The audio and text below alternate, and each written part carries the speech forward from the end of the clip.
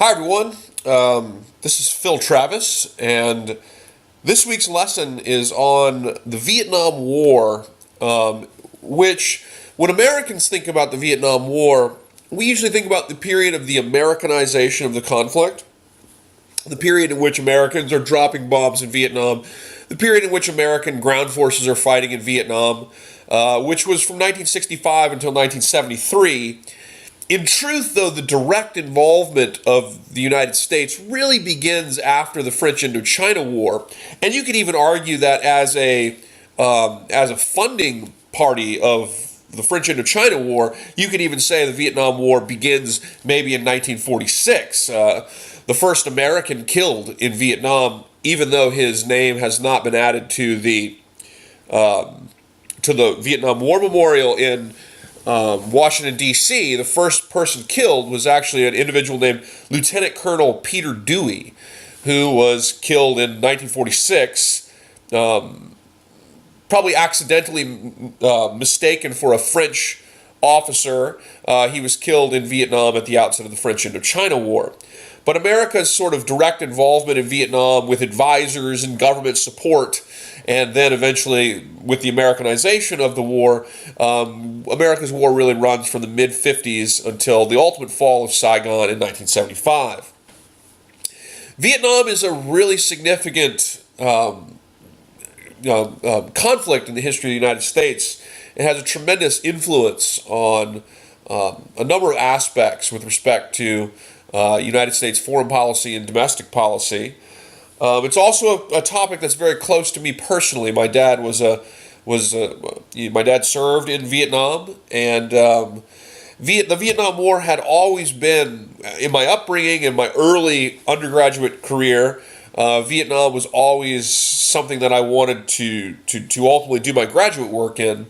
I instead chose to focus on U.S. foreign policy in Central America, particularly the Contra Wars with Nicaragua.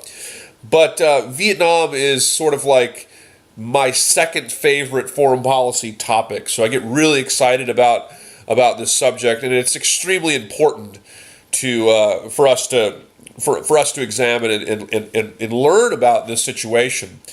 Vietnam is a systemically flawed policy for the United States, really from the very beginning. And it's a situation where the United States slowly sort of slid into a quagmire, really, in which we went from supporting a government, providing advisors, to providing more advisors, to that leader being assassinated, to the United States then asserting a much more direct involvement, until ultimately Vietnam is a conflict where you have 550,000 American troops in South Vietnam. We dropped more bombs in South Vietnam during the 60s and 70s than all theaters of World War II combined.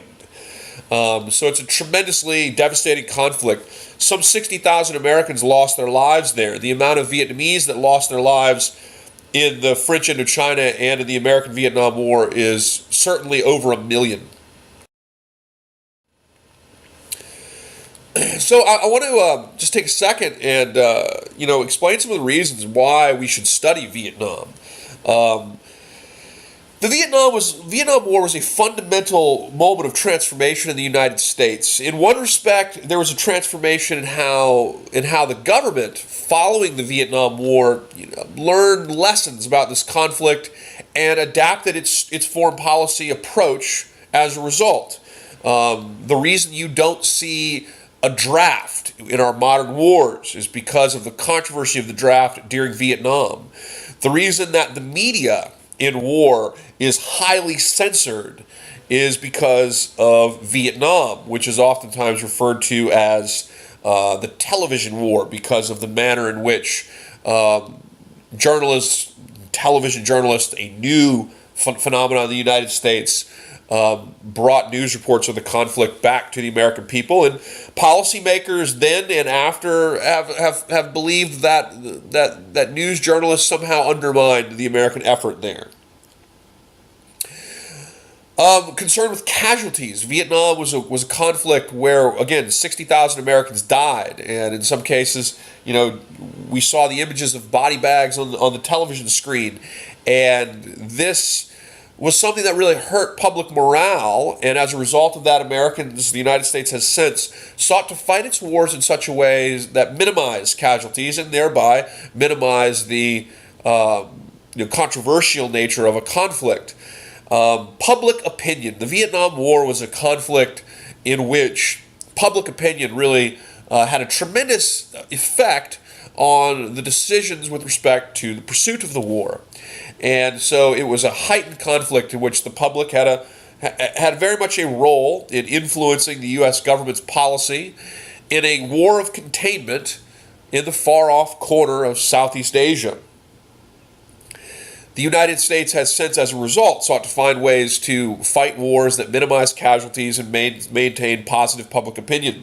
And so the United States has pushed proxy wars, low-intensity conflicts, with the exception of George W. Bush's invasion of Iraq and perhaps Afghanistan. The United States has sought to avoid large-scale, long-term conventional conflicts. And, of course, the war in Iraq ultimately, after 2003, one could argue suffered from some of the same problems of Vietnam with respect to that. Censorship of the media. The media since Vietnam has been highly censored in warfare. The Vietnam War was also an undeclared war. It was technically a police action, and it was a police action that was largely planned and carried out in secret by the executive branch of the United States. And of course, that's really the model for all of the American conflicts since. Most Americans are shocked to learn that the only conflict, Americans are shocked to learn that World War II is the last conflict that the United States Congress actually declared war. Instead, since World War II, the United States has tended to fight its wars in far-off lands on the basis of loose resolutions that give the executive branch the ability to make war in a particular region for a particular national security interest as the executive branch sees fit. And so just like the war in Iraq after 2003, the Vietnam War is highly controversial ultimately because Congress had less of an ability to sort of shape the war policy because the war was being carried out on the basis of a loose resolution. In Vietnam, of course, the Gulf of Tonkin Resolution, which gave the United States under Johnson and then under Nixon effectively a free hand to wage that war how they saw fit.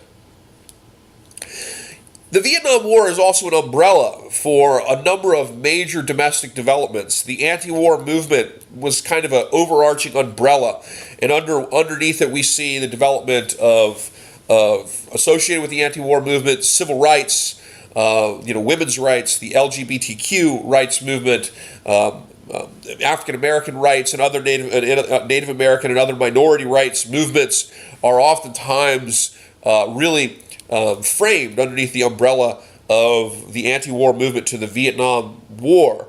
The controversy surrounding the Vietnam War, domestically speaking, also was a factor in the rise of modern conservatism, as evangelical conservatives as well as economic conservatives, often reacted to what they saw in the anti-war protest movements, what they saw in the counterculture in its association with leftism and opposition to the U.S. war policy.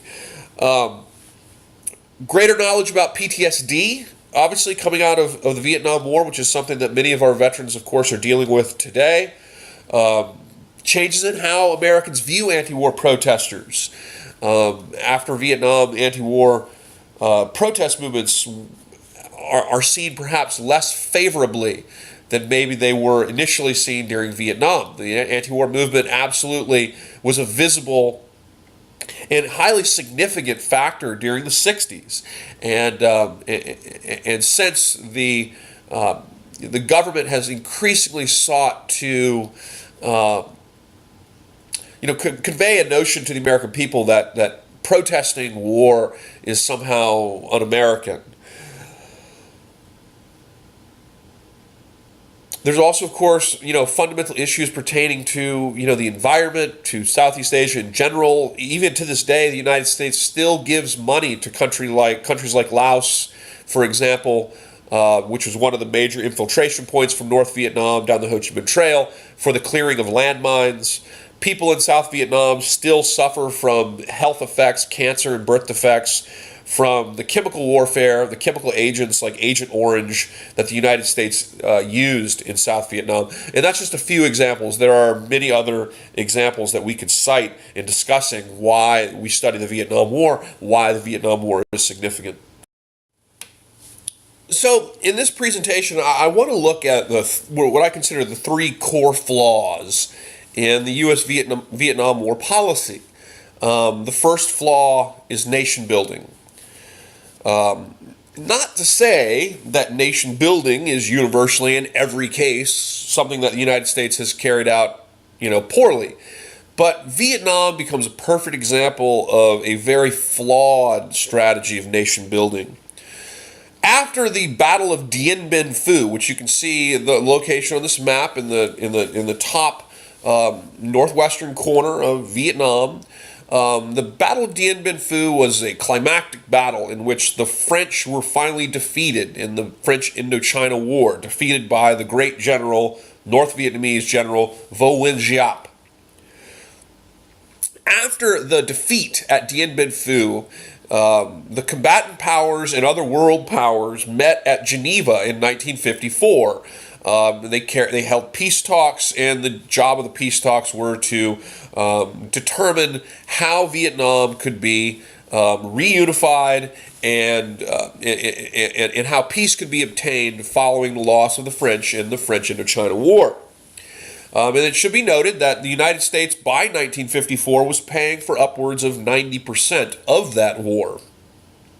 So the French Indochina War, which was originally a French effort to recolonize Vietnam after World War II, the French Indochina War turns into, by the 50s, really an American war of containment. And we were in a lot of respects, much more interested in the effort in Vietnam in the early 50s than the French were, largely because of the concerns of global containment policy and, the ramifications of U.S. policy associated with NSC 68. At the peace talks, countries like France, Great Britain, the Soviet Union, China, and of course Vietnam will agree to temporarily partition Vietnam along North and South Vietnam, along the 17th parallel. And the idea was the country would be partitioned for 2 years, and then after 2 years there'd be countrywide elections that would be overseen by neutral independent countries, Poland, Canada, and India. And these countries would oversee the elections to make sure they were fair, and the country would be reunified in 1956. The U.S. is present, but is very angry and will not sign these agreements. And not signing the agreements was basically the reasoning from the United States that justified it basically ignoring this agreement in 1956 and not participating in these elections. The U.S. Secretary of State, John Foster Dulles, famously said at this conference that the only way he would meet the Chinese ambassador, Zhou Enlai, remember the United States does not regard the Maoist Chinese state as the government of Vietnam, of China at this time. We regard Taiwan as the government of China. Secretary of State John Foster Dulles said the only way he would meet Zhou Enlai was if their cars collided on the road. So it's an icy atmosphere, and the American envoy is directed to be present, but to not say anything.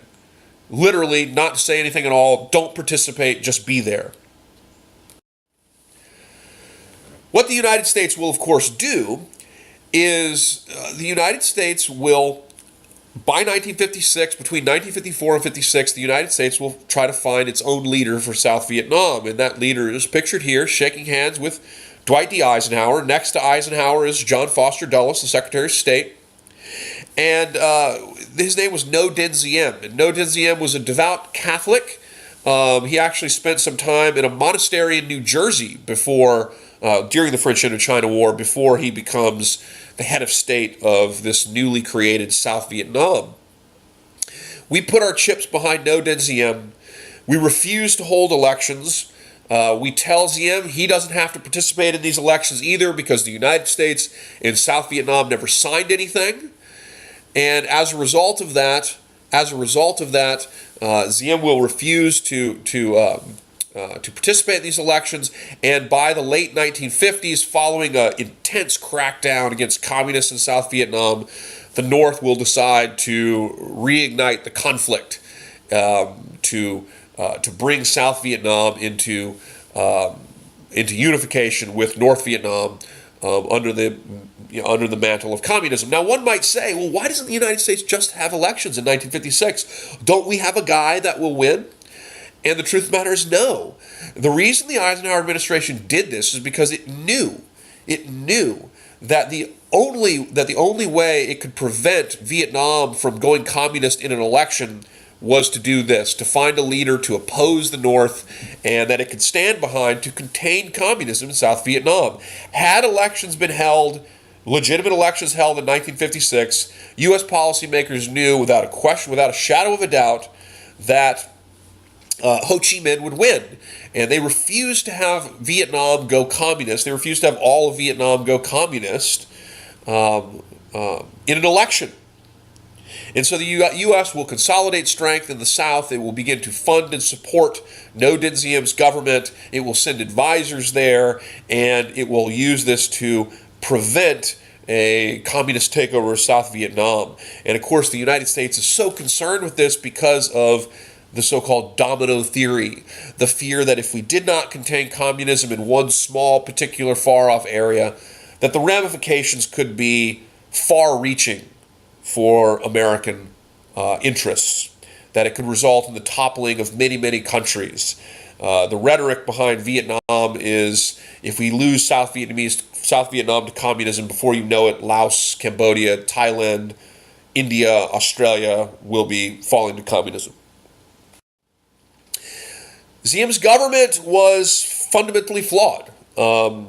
Diem's primary problem, according to U.S. ambassadors like J. Lawton Collins, Elbridge Durbrow, and Henry Cabot Lodge, was that he really relied on a close-knit family rule. And he doesn't listen to U.S. advisors. Instead, he relies on his family members, particularly pictured here, No Dinh Nhu, his brother, and his wife, pictured here, Madam Nhu. And these two individuals were incredibly controversial and incredibly problematic. This is a government that kind of makes itself appear to be a democracy, when in fact it is really an autocracy. It is a family-ruled, tight-knit, non-representative government. And he rules largely through his family members, particularly his brother Nhu, who is the head of the South Vietnamese secret police, sometimes referred to as the Himmler of Asia, and his wife, Madam Nhu, who had an incessant ability to inflame situations. By the late 50s, the U.S. Secretary of Defense Charles Wilson, former CEO of GM, advised that the United States should get out as soon as possible, that this was a real loser, that the writing was on the wall here, that this was a very dangerous situation, that this was not a place where nation building could succeed. And even John Foster Dulles, the Secretary of State, insisted that there was a 1 in 10 chance of success, but the United States had to, as he said, make a good, stout effort. The ramifications of that good, stout effort ultimately will be a gradual slide into a quagmire, into a terrible conflict that cost the lives of thousands of people. We really see in South Vietnam during the late 50s the creation of kind of a myth. The idea that in the late 50s it became widely accepted publicly that that No Dinh Diem, South Vietnam, you see No Dinh Diem on the cover of Time magazine, here is Madam Nhu on the cover of Time magazine. The idea that South Vietnam was somehow the epitome of the success of U.S. containment policy and nation building in the South. The reality is that there were some tremendous flaws at work here. In 1956, the Ziem government's advised to ignore the elections. Ziem instead has his own elections where he gets 98% of the vote, obviously in a fixed election. The U.S. is funding Ziem's government, but Ziem is not a puppet, meaning a puppet does what the puppeteer, I should say, directs. Ziem does not do what the United States asks. And that's one of the big problems. The United States will continuously, over the next 7 years, up to the assassination of Ziem in 1963, the United States will continue to implore Ziem to make changes, and he continually ignores the United States and instead relies only on the flawed advice of his closest family advisors, and particularly his brother, Ngo Dinh Nhu. The U.S. provided $1 billion in aid to South Vietnam between 1955 and 1961 during Eisenhower's administration. But the aid itself was fundamentally problematic. Most of the military aid went to a conventional army that was not equipped to fight the guerrilla war that was now erupting as of 1958 in South Vietnam, when the North Vietnamese basically choose to reignite the conflict of reunification as they saw it. The ARVN, the Army of the Republic of Vietnam, really has no real passion for Ziem, and there's really no nationalist support behind Ziem. So basically, the ARVN were fighting because it was a job, and that's why they become associated with very poor fighting, office hours warfare, as it was called. Because unlike their enemy, the Vietnamese communists, they are not passionately fighting for nationalism. They're fighting for a propped-up government that doesn't really endear a lot of national support. U.S. aid as well is directed towards consumption, not economic growth or stability. So it creates a facade in Vietnam in which Vietnam appears to be highly successful, but is only successful because the United States is dumping a tremendous amount of money into the economy rather than building a truly stable and self-sustaining economy. And so as a result of this, you have really a facade that's created and an economy that's fundamentally reliant on the United States.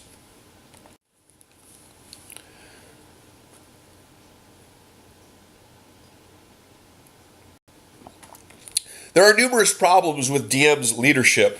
It is corrupt, and early on, the United States and the Military Advisory Assistance Group, or MAG, really ignore the political issues.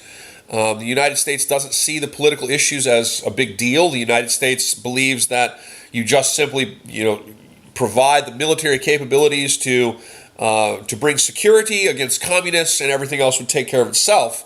And so the military issue sort of overshadowed the bigger problem, which was a fundamental flaw with respect to the actual nation that was being constructed here. There's technically a legislature, but Ziem is really a dictator, more or less. There's tremendous repression. Ziem and his brother Nhu cracked down on communists or suspected communists, and this results in guillotining of people, torture of people. 20,000 people were arrested in 1956, and many were put into re-education camps, as we might call them, and there were some 2,000 communists guillotined in this latter period of the 50s and early 60s. There's no freedom of speech or press. The high command is always being shuffled around over the basis of loyalty, land reform favors Catholics over Buddhists, and there's even further activities abolishing local elections because of concern with communism that further undermines the peasant population. And so there's some real problems here. And the problems are they are military problems, but the biggest problems were, of course, really political. Ziem's rule is never going to create true nationalism, loyalty, or public content.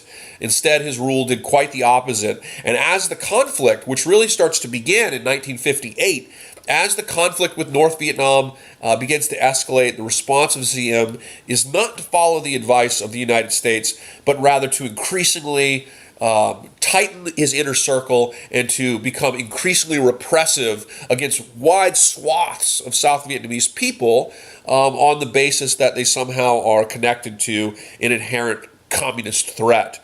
And so Diem's leadership never creates a true nationalism, and instead it is increasingly embattled. And this, of course, will lead to Diem's assassination in 1963. And the assassination of Diem was such an important moment in the beginning of November 1963. And, of course, John F. Kennedy would be shot and assassinated in Dallas on November 22nd, 1963.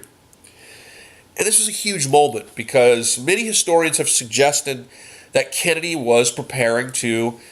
saw the signs on the wall or the writing on the wall, and that Kennedy was preparing to pull the United States out, its advisors out of Vietnam.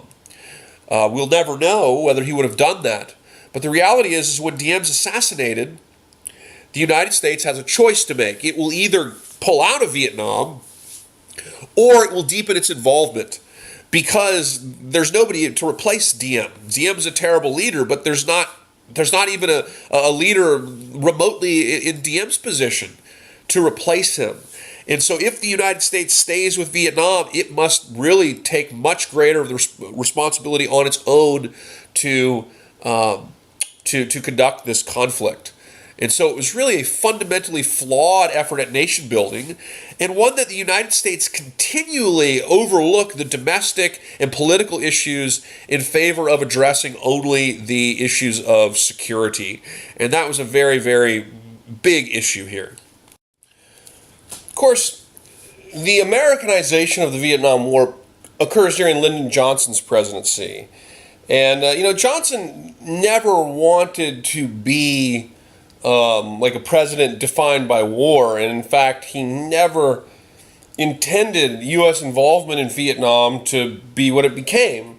And had he known that, he certainly would not have gotten the United States involved in it. Johnson, who's from rural Texas and had a unique concern for the plight of everyday Americans, poor Americans. He wanted to really end poverty. And his great contribution domestically, of course, is the Great Society and programs like Medicare and Medicaid. He also is really probably the most significant civil rights president of the 20th century for his pushing through of the Voting Rights Act and also the Civil Rights Act. And his main goals were domestic. So then one asks, why Vietnam? Why do this? And the short answer to that question is really, why not? We have to remember that America is at the height of its affluence. It's at the height of its technological strength.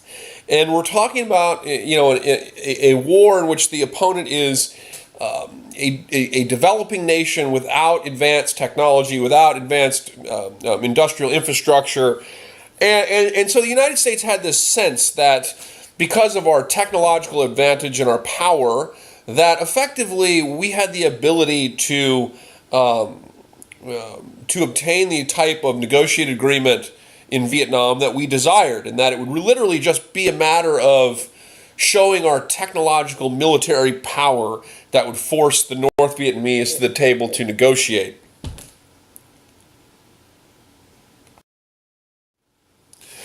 Johnson, and this is also part of the factor in why he, is okay with beginning the Americanization of the Vietnam War, first with the bombing campaign and then with the insertion of ground troops to support that campaign.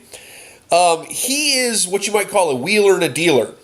He was the guy in Congress before he was president who sort of knew how to get people to come across the aisle to make compromises. Everybody sort of had a price in Johnson's eye, and everybody could be pushed hard enough to sort of make them bend to some kind of compromise agreement that was in the interest of Johnson. And he was very effective in this in a lot of respects. He could be a bit of a bully. Johnson was one of these individuals who once he took a position, a policy position, Johnson expected loyalty. And this was one of the big contrasting characteristics between Johnson and Kennedy. Kennedy was much more likely to be able to change his mind given the advent of new evidence. And that's why, individuals like political scientist, for example, Tom Preston, who's interviewed, pretty much all of the members of Johnson's team as well as members of Kennedy's in some of his books. Preston is really convinced that Kennedy would not have done what Johnson did. And the reason he's convinced of that is because John F. Kennedy possessed an ability to make fundamental changes, giving new evidence to issues of policy. By contrast, Johnson was an individual who, once he made a decision, he really expected loyalty. He expected people to toe the line. And if individuals started to oppose him on the basis of his policy decisions, Johnson would accuse them of disloyalty and he would cut them out of the loop. Sometimes he would try to bully a person into submission. They called this getting the Johnson treatment. Lyndon Johnson's a tall Texan with a loud voice, and he'd get in your face and sort of yell at you. He used to hold really interesting administrative meetings too, sometimes having conversations with staff members skinny dipping in the pool. This is not a sexual thing, okay? He was doing it to keep the people he was negotiating with off of their off balance, if you will. Johnson ultimately wants to run the show, and he wants to have it more or less his way. And once he makes a decision, he expects people to fall in line. He also, just kind of interesting characteristic, he loved the soda Freshka, and he actually had a Freshka machine installed in the White House because he liked it so much. It should be said that while Johnson is really flawed from a personality perspective, he does genuinely have concern for the people. And it was really quite a tragic thing that he sort of felt that he could do Vietnam and do his domestic program simultaneously, because ultimately, really a lot of his grand goals as president will wither on the vine of Vietnam. The bombing operation of Vietnam is another aspect that was really an inherently flawed component of the Vietnam War. The bombing of Vietnam, the formal bombing campaign, Rolling Thunder, as they called it, began after a raid on the base in the Central Highlands. It was a base where we had helicopters and planes in Pleiku in the Central Highlands of South Vietnam. You can see it pictured here on the map. And after this attack, where we suffer a number of casualties as well as significant damage to American aircraft there, helping the South Vietnamese fight the war against the Viet Cong and the North Vietnamese communists. After this, the United States makes the decision to begin a bombing campaign. And this bombing campaign during Johnson administration becomes known as Operation Rolling Thunder. The bombing campaign was really fundamentally flawed. All targets were approved once a week at the so-called Tuesday luncheons. Again, if you question Johnson's approach with respect to this, he wouldn't invite you to the Tuesday luncheons. You would be cut out of the loop. The bombing of North Vietnam is also very regulated, and it's based on the notion of gradualism. Their basic idea was that you would gradually escalate pressure on North Vietnam until eventually they realized that you would cause tremendous destruction to their country and they would come to the table to negotiate. Early on in the bombing campaign, we actually used to warn North Vietnam of the targets we were gonna bomb. We would literally say, we're gonna bomb Plant A, on Tuesday, and we don't want to hurt anybody, get your people out of there, but we're gonna destroy that location. And they would go in there and they would destroy it. And the idea was you would just keep on flexing your muscles and showing your capabilities, and eventually the North Vietnamese would see you destroy their country, and they would come to the table to negotiate. It was really a very flawed approach because we have no idea where North Vietnam's breaking point is. We're gradually escalating force, assuming that eventually we'll find the point that pushes the North Vietnamese to the table. But the North Vietnamese have been fighting this conflict already by 1965 for like 20 years. And dropping a few bombs in North Vietnam is not going to drive them to the table. And so in reality, it was based on the idea that we would simply gradually escalate force until we found their breaking point. But we have no idea where that breaking point is. We have no idea how much force is necessary. And so as a result of that, you see Vietnam just continually escalate with respect to the usage of force until we see 500,000 troops in South Vietnam, and we're dropping an incredible amount of bombs in South Vietnam. The bombing campaign, too, was tremendously flawed from another standpoint. Of course, bombing itself has never won a war, so we're going to talk about the ground operation here in a moment. But the reality is that there weren't a lot of good targets in Vietnam, particularly in South Vietnam and on the areas of the Ho Chi Minh Trail, which were the logistic supply routes that ran through Laos, Cambodia, into South Vietnam from the north. And we bombed the trail relentlessly, and it had almost no impact on the infiltration of the South. And this was made known in a Pentagon report that was being conducted at the time, ultimately become known as the Pentagon Papers, that the bombing campaign was by 1967 not working at all. In other ways, it was very flawed as well.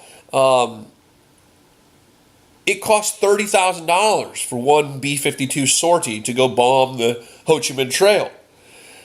We also accepted a 2% dud ratio, which meant that 2 out of 100 bombs didn't explode. Of course, your enemy takes the guerrillas that you're fighting, they take those unexploded bombs and they turn them into mines that then kill Americans in the field of battle. We were spending almost $10 for every $1 of damage inflicted on the North. And so from an economic standpoint, too, it was highly flawed. And here you see an image of American planes operating in Operation Rolling Thunder. I wanted to give you a look. I want to give you a look at some of the air power the United States is using during Vietnam. We use air power to both bomb North Vietnam, bomb the Ho Chi Minh Trail, the main logistic trade route, and also for troop support, which is a really integral aspect of the ground war. So the ground war is centered, which we'll talk about in just a moment, the ground war is centered on the usage of things like this, the Huey helicopter, the UH-1H, which together would be combined into air mobile units, air mobile divisions that could fly American soldiers deep into the jungle, into landing zones where they could search out and destroy major North Vietnamese army units. Weapons like this, Puff the Magic Dragon, which is a rather unassuming airplane. It's an AC-47 that was outfitted in the windows with miniguns, and this would be used on the battlefield in troop support. So if you were engaged with an enemy and you were in a firefight, as you would call it, you would be held down by them and you'd call in air support, and they might bring in a weapon like Puff the Magic Dragon, where this plane would slowly circle the perimeter of the battlefield, unleashing 18,000 rounds a minute on the enemy positions from those miniguns that are all located along the windows of the plane. B-52s like this for saturation bombing on the Ho Chi Minh Trail and in areas designated free fire zones. A free fire zone during Vietnam was an area that was basically opened up for indiscriminate bombing because it was considered to be totally controlled by the communists. And so we used the B-52 for carpet bombing, as you sometimes would call it.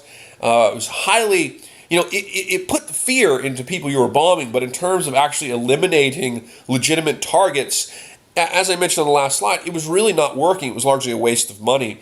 And that was an acknowledgement that the Pentagon made. Robert McNamara, the Secretary of Defense, made himself in 1967. Of course, knowing Johnson's personality, what did Johnson do? He effectively had McNamara fired, because then McNamara was giving him information that did not confirm his position. He associated that as disloyal and so forth. There's also planes like this, the supersonic F-4 and also the A-6, the Intruder, which was used in also bombing runs and troop support in South Vietnam.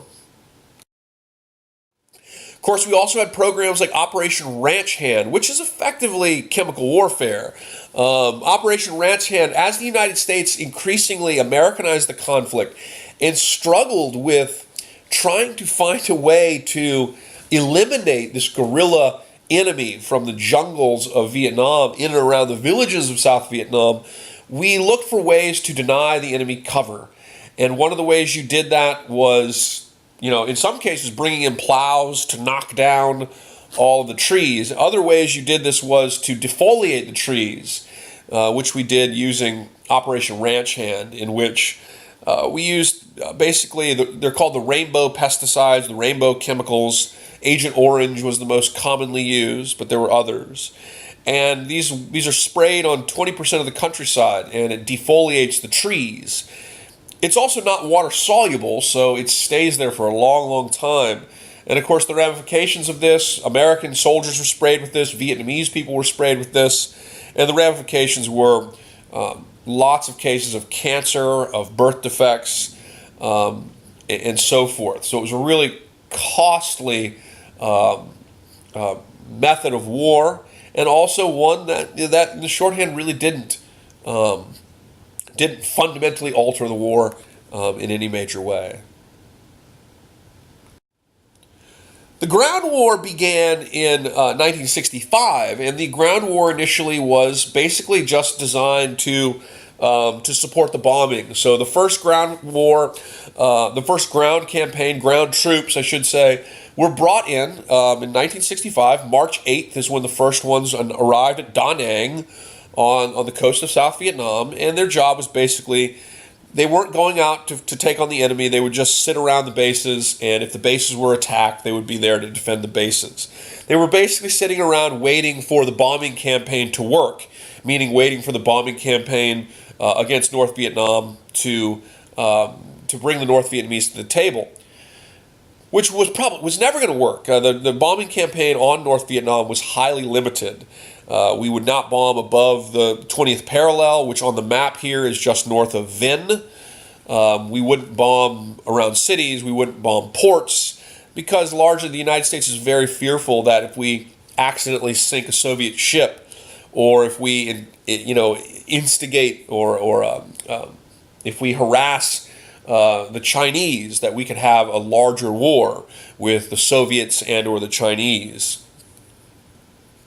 There's warnings being made at this time about escalating. George Ball, who was the Undersecretary of State, also Maxwell Taylor, advisor for Johnson, were giving a lot of warnings about the danger of escalating the ground war in Vietnam, and of the real warning signs in terms of the viability of success in this conflict. Lack of government support, lack of a truly supported nationalistic government, and the difficult nature of a war that is by and large really a civil war, because one of the biggest aspects of the conflict in South Vietnam was from the Viet Cong, who were guerrillas operating in the countryside, in the jungle, operating in and around peasants. It was a very difficult war, and we weren't really prepared to fight the war, or at least we didn't really have, our soldiers certainly fought well in the war, but we didn't have a really clearly established plan for how victory could be achieved. The primary sort of battle plan of the Vietnam War during the late 60s, during Johnson administration, is what's called search and destroy. And this was the plan advocated by General William Westmoreland, who you see pictured here. The idea here was that you would use your helicopters to fly your troops deep into areas where there were lots of North Vietnamese Army or Viet Cong activity. And you would take them into an LZ, and they would then go out into the jungle, basically looking to instigate an engagement between a large North Vietnamese Army unit and American soldiers. You would search them out, and then you would destroy them. And so once the helicopters, the Hueys, took you into the jungle, you land, you stage your troops out, and in some cases from base camps, in some cases right from an LZ. a landing zone in the jungle, you would go out, you'd find the enemy, you'd engage the enemy, and then you'd call in air support. And air support, like Puff the Magic Dragon, or maybe from an A6, you would call in air support, and the air support would deliver tremendous firepower on the enemy positions and destroy them using napalm and so forth. Then after that, the battle would cease, and you would go into the sort of battle zone, and you would count the dead. And the goal here is not about taking land. It's not about seizing a particular position. It's about attriting the enemy. It's about trying to kill more enemy than they can replace. This is what Search and Destroy was based on, that you would search out and you would literally destroy the enemy units. And the idea was you would do this until basically the enemy could no longer operate, because you had killed so many of them that it made it impossible for them to really bring in reserves and resupply reinforce their troops. It was a fundamentally flawed plan. It doesn't work. Time and time again, American soldiers fight the same units, and then they destroy the unit, and then months later, the unit's it's a retooled, it's a completely different unit, new folks are brought in from the north, and it happens again. And another problem with this, too, is that we become obsessed with how many Viet Cong we killed, how many Vietnamese communists, whether the guerrillas, Viet Cong, or whether NVA Army. The goal here is to kill lots of them. That's the only goal. The goal is not to take a city. The goal is not to grab territory. This is a guerrilla war. And as a result of that, the goal to win is basically to kill more of them than they can possibly replace. And that leads to real problems. So if you're a soldier in Vietnam and you want to demonstrate to your commanding officer that you have been successful, you give them a big body count. Hey, we killed 35 Viet Congs. And then it makes it look like you did a better job. And this leads to problems with measuring success. In Vietnam, there becomes a cliche amongst troops that if it's dead, it's VC.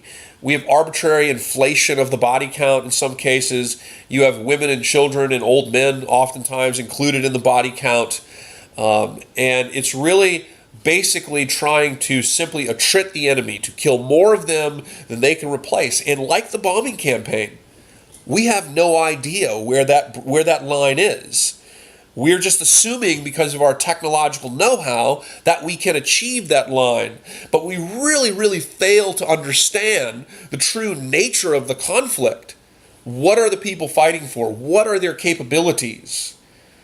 And as a result of that, we find ourselves gradually descending into this war as we escalate bombing, as we escalate troop activities in the ground war, searching out for that elusive breaking point that we will never find, despite the presence of ultimately half a million ground forces in Vietnam, despite dropping more bombs in the area of the combat zones of Vietnam, Laos, Cambodia, of North Vietnam, Laos, Cambodia, and South Vietnam, than all of World War II combined. So you have a gradual escalation of force, a gradual insertion of more and more troops, kill more and more Vietnamese, kill more and more of the enemy, drop more and more bombs until you find the elusive breaking point. But the problem is, we don't know where the breaking point is. And so effectively, there's no really good practical strategy for how we're actually going to achieve success. And success in this case would be preventing South Vietnam from becoming overrun by the communists. We have really no practical way to achieve this. And all of this is being done with almost no real substantial South Vietnamese government in terms of national support. And like back with Diem, basically the political issues in South Vietnam were really ignored in the interest of military and security matters.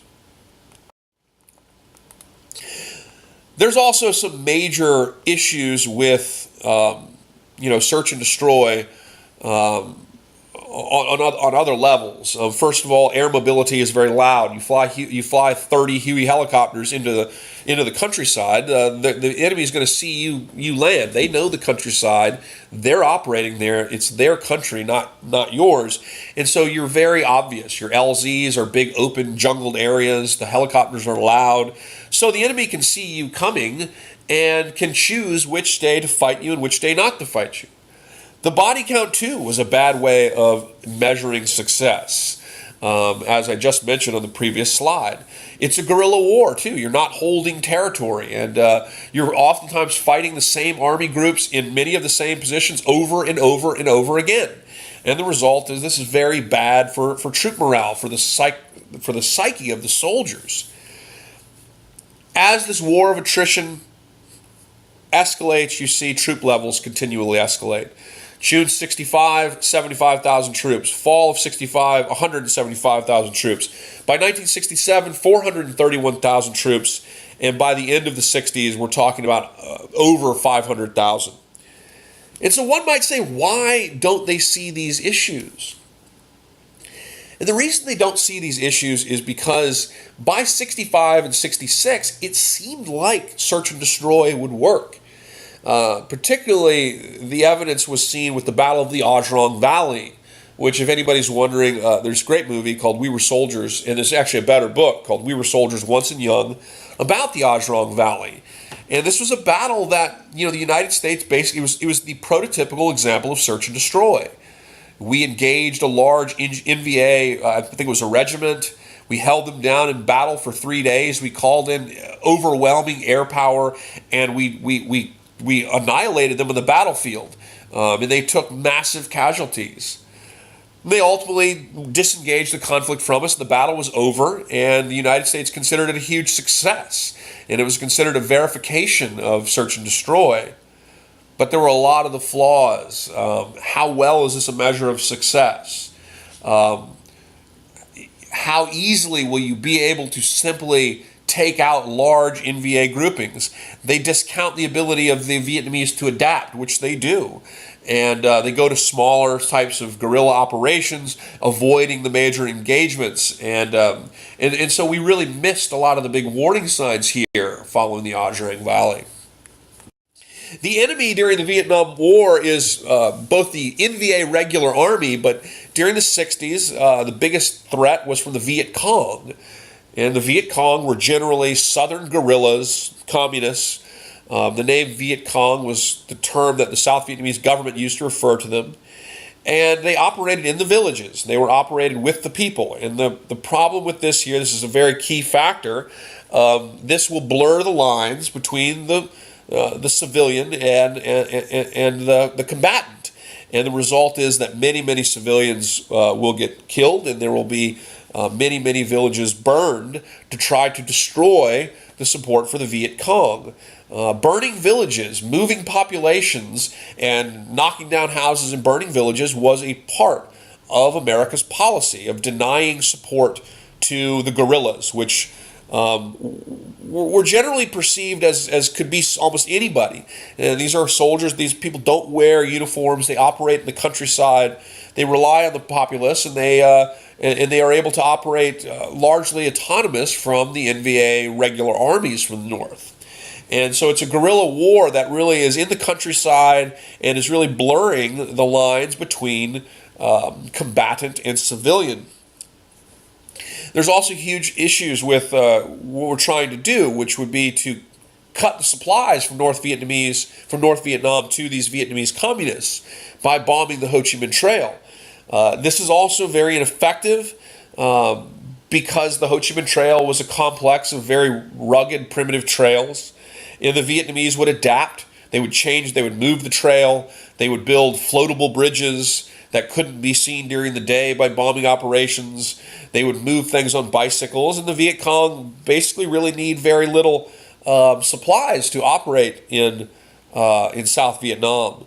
The quest to cut the Ho Chi Minh Trail will lead the Richard Nixon administration to expand the war significantly into Cambodia and also Laos. But again, The United States is generally, it's a futile effort to cut the trail. It's simply not a good conventional military target, and time again, we really fail to achieve this.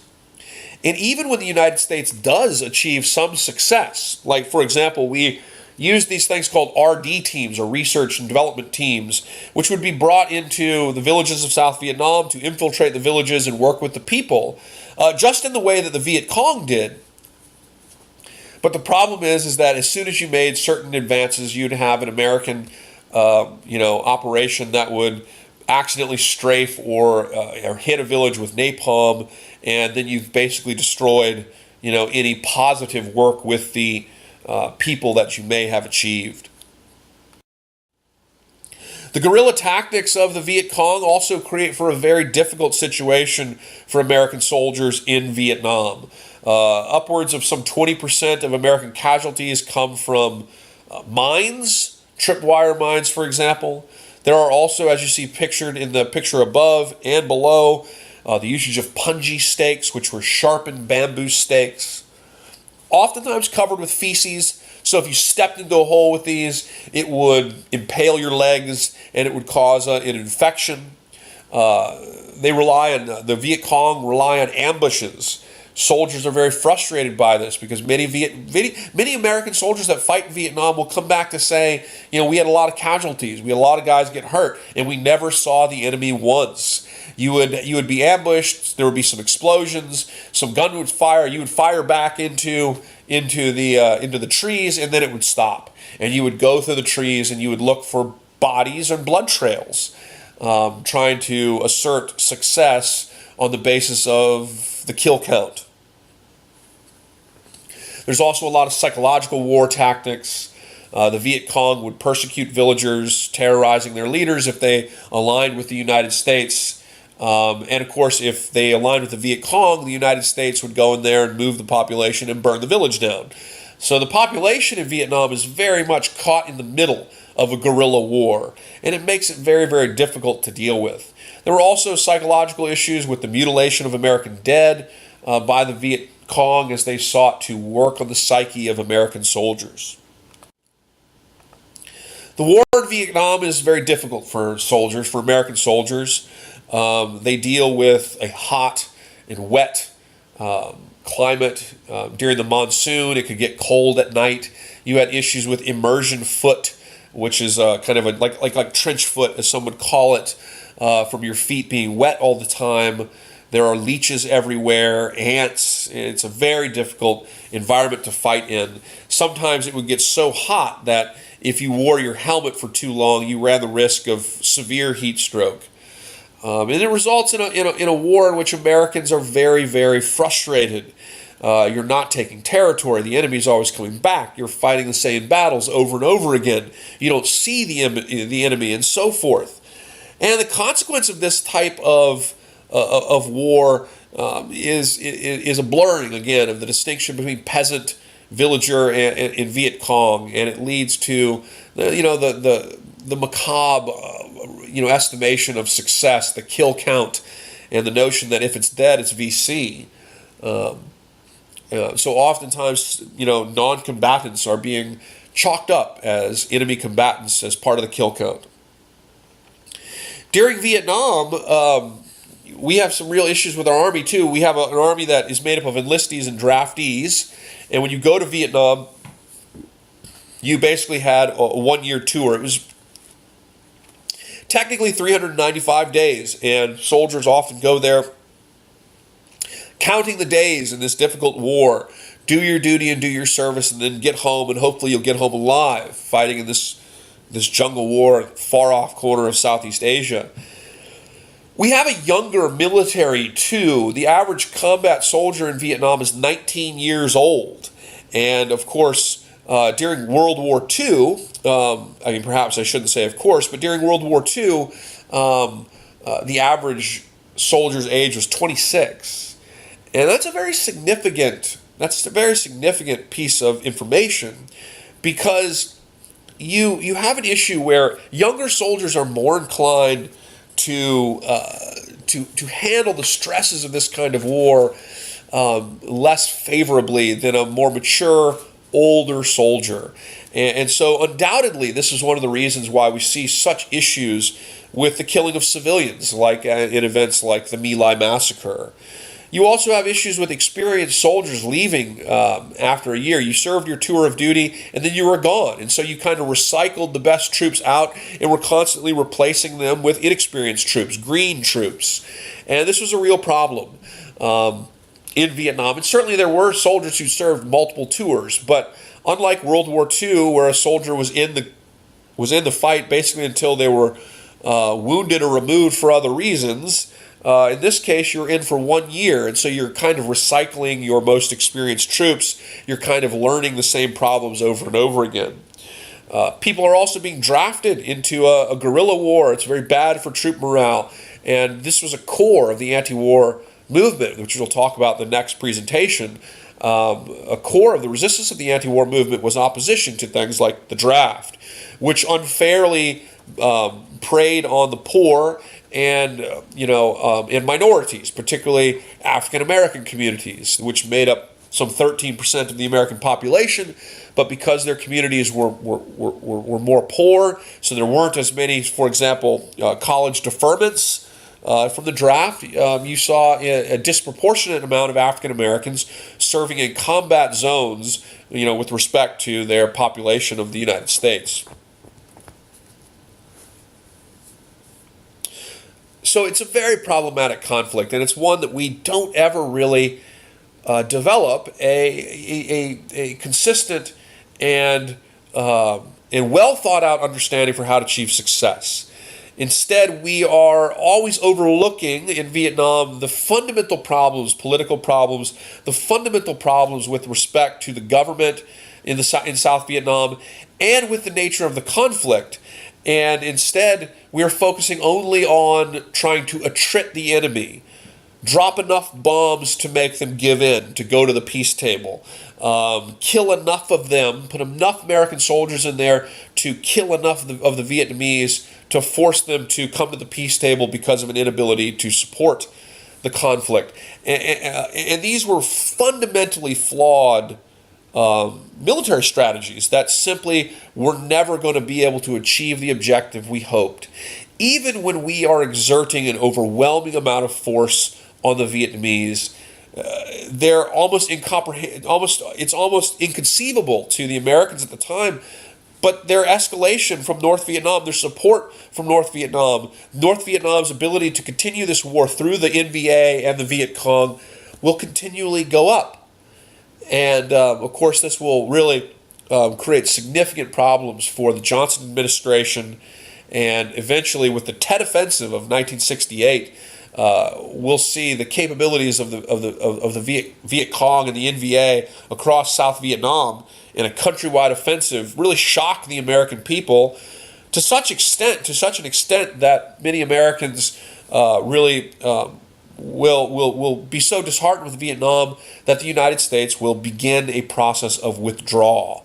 And the process of withdrawing will begin first with Johnson, who will halt the bombing campaign, and then with Nixon, who will continue to pull American soldiers out, but will do so while escalating the bombing campaign in Laos and Cambodia and in North Vietnam, and doing it in a much less regulated fashion. And that's why Nixon was able to withdraw American troops from Vietnam while simultaneously dropping much more bombs than the Johnson administration dropped in North Vietnam. But ultimately, the end result is the same. Americans will negotiate their way out of Vietnam in 1973 in the Paris Peace Accords, which Henry Kissinger will win a shared Nobel Peace Prize with Le Duc Tho, the Vietnamese ambassador. And 2 years later, of course, South Vietnam will collapse against the offensive, the Ho Chi Minh Offensive, which will overrun the South Vietnam and Saigon, and ultimately the objective of keeping South Vietnam non-communist will fail. And undoubtedly, this was an indictment of the U.S. policy in the some almost 20 years before that, since the middle of the 1950s. Okay, I hope this is helpful, and I'm sorry it's a little bit long, but I get carried away with Vietnam. It's just very interesting to me. So hopefully this is helpful.